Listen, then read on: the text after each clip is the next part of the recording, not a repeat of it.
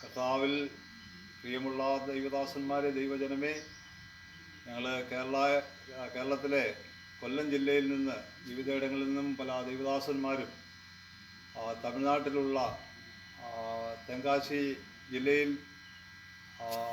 ജപമലൈ എന്ന് പറയുന്ന പ്രയർ സെൻറ്ററിൽ കടന്നു വരുവാൻ ഏകദേശം 20 പേരോളം ഞങ്ങൾ കടന്നു വന്ന് ഇവിടെ വിവിധ ഇടങ്ങളിൽ നിന്ന് കടന്നു വരുന്ന പ്രിയപ്പെട്ടവരോട് ചേർന്ന് പ്രാർത്ഥിക്കാൻ ഞങ്ങളുടെ ജീവിതത്തിൽ അവസരം നൽകിയതിനെ ഓർത്ത് ദൈവത്തെ സ്തുതിക്കുന്നു.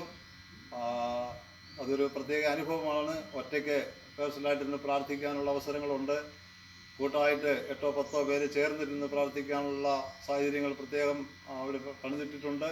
പിന്നെ ഇതുപോലെ ഇന്ത്യക്കായിട്ടും ഇന്ത്യയുടെ വിവിധ സംസ്ഥാനങ്ങൾക്ക് വേണ്ടി ഒക്കെ പ്രാർത്ഥിക്കുന്നതിനായിട്ട് ഇങ്ങനെ പ്രത്യേകം കൂടാരങ്ങൾ ഉണ്ടാക്കിയിട്ടിട്ടുണ്ട്. നിറയെ ആളുകൾ വന്ന് അവിടെ പ്രാർത്ഥിക്കാറുണ്ട്. ഇപ്പോൾ അന്തരീക്ഷം ശാന്തമായി കിടക്കുന്നതുകൊണ്ടാണ് ഞങ്ങൾക്ക് ഇങ്ങനെ ഒരു ചാനൽ യൂട്യൂബിൽ തുറക്കാനായിട്ട് കഴിഞ്ഞത്. അതിനെ ഓർത്ത് ഞങ്ങൾ ദൈവത്തെ സ്തുതിക്കുന്നു.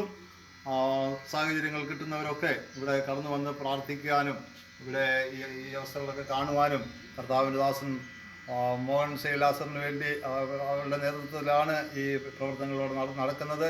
യൂട്യൂബിലൂടെ ഇവിടുത്തെ എല്ലാ രംഗങ്ങളും ഞങ്ങൾക്ക് ഇപ്പോൾ കാണിക്കാൻ സാധ്യമല്ല. എങ്കിലും ഞങ്ങൾ ഇങ്ങനെ ഇത് പരിചയപ്പെടുത്തുന്നതിൽ ഞങ്ങൾക്ക് സന്തോഷമുണ്ട്. നമ്മൾ പാർക്കുന്ന നമ്മുടെ രാജ്യം ഇന്ത്യയിൽ ഉള്ള അവസ്ഥകളെക്കുറിച്ച് നമുക്കറിയാം.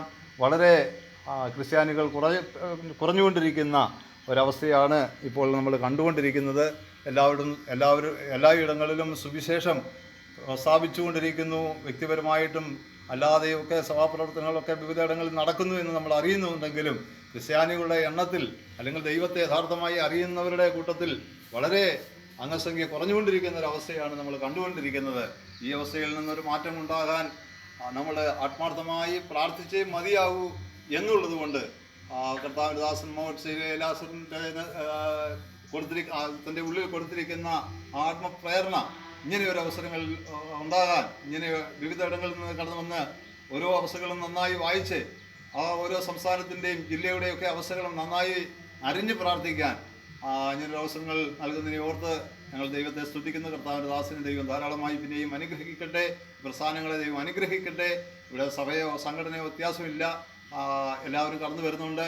ഇവിടെ ബാക്കിലോട്ടൊക്കെ നല്ല പ്രകൃതി ഭംഗികളുണ്ട്.